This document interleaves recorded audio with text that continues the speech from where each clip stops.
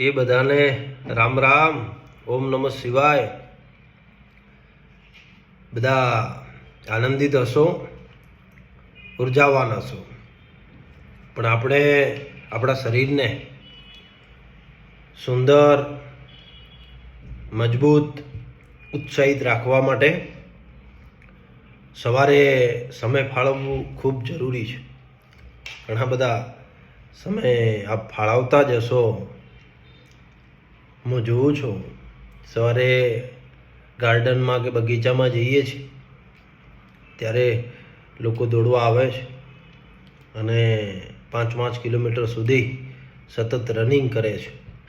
એના પછી યમ, નિયમ, આસન, પ્રાણાયામ, પ્રત્યાહાર, ધ્યાન, ધારણા, સમાધિ એ પણ કરે છે. એટલે લોકો શરીર માટે ચિંતિત છે.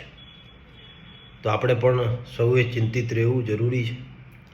કારણ કે શરીર અમુક સમય વધ્યા પછી એને રોકવું ખૂબ અઘરું છે.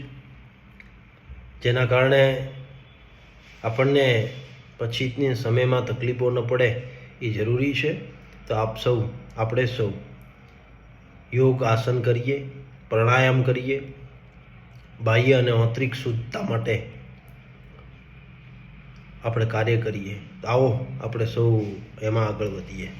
ઓમ નમઃ શિવાય.